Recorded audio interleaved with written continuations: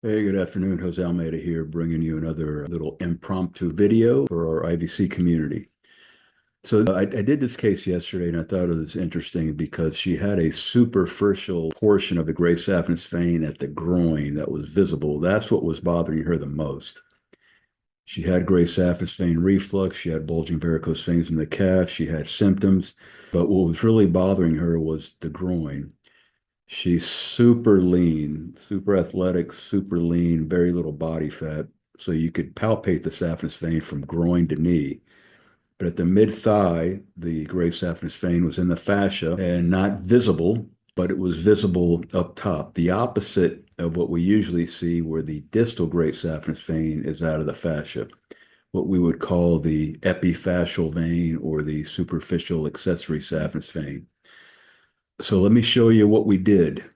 I'm going to share the screen here. All right, here we go. So this is what I'm talking about. The saphenous vein here is visible, the upper thigh. This is the posterior thigh circumflex vein. The gray saphenous vein in the thigh is not visible. All right, so we're going to remove this and laser this. We'll just ligate this and let it fall back in. Now, like I said, usually it's the opposite problem where the gray saphenous vein in the groin is in the fascia. You get the epifascial or superficial accessory saphenous. It leaves the fascia at the thigh, runs along the skin. So in these cases, we would laser the top and do a stripping of the bottom. We used to call this the laser-assisted distal stripping, or we just sew the vein onto the sheath, and there's the sheath here, sutured, and do an invagination stripping. But this is the opposite problem. So we need to remove the top and laser the bottom, the opposite problem. All right, so let's look at the ultrasound here. And what I want to show you is right there where the gray saphenous vein is in the fascia at the mid-thigh. I'm just going to scan. She's got such little fat that it's hard to keep the probe on, but there's a vein that exits the fascia. Down here, we're going to remove this. As we go back up, it's in the fascia. All right. Now, we go ahead and place our tumescent, which everybody has seen before. It's up here, placing tumescent anesthesia around the vein. That's nothing exciting for those of you who do this regularly. And here we're going to position the fiber at the saphenofemoral junction. Here's a common femoral vein right here. This is the saphenofemoral junction. Of course, a laser fiber moving back and forth there.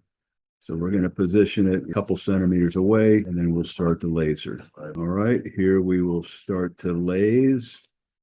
There's your steam bubbles as we start lasering the vein. Now, why did I laser it up there? A couple reasons. If we lase this, knowing we're going to remove it, that'll make the vein hemostatic.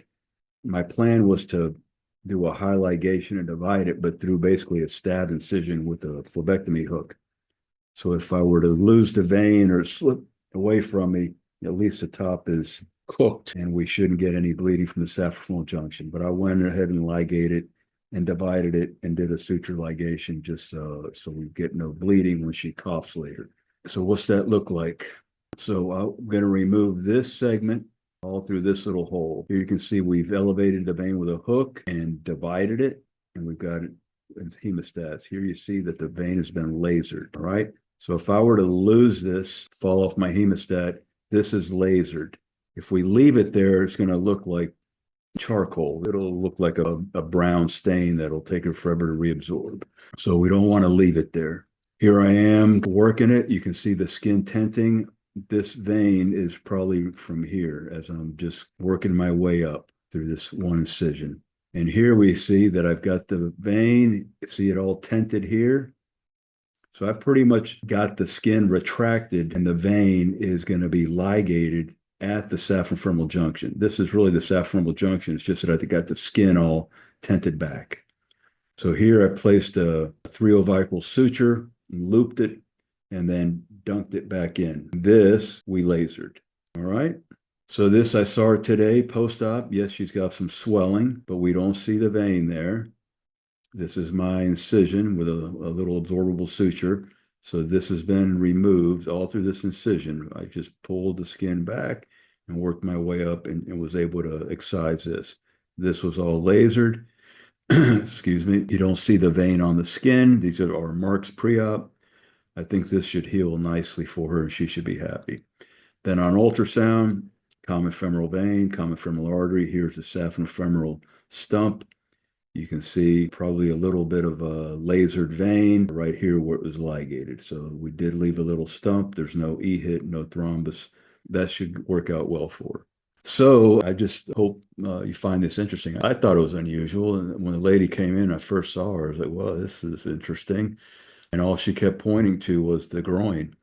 So I think once the swelling subsides, that vein will be gone, and I think she'll be happy.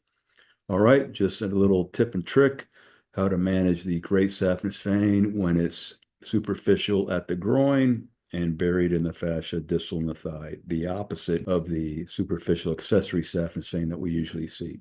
For IVC Community, Jose Almeida signing out. Thank you.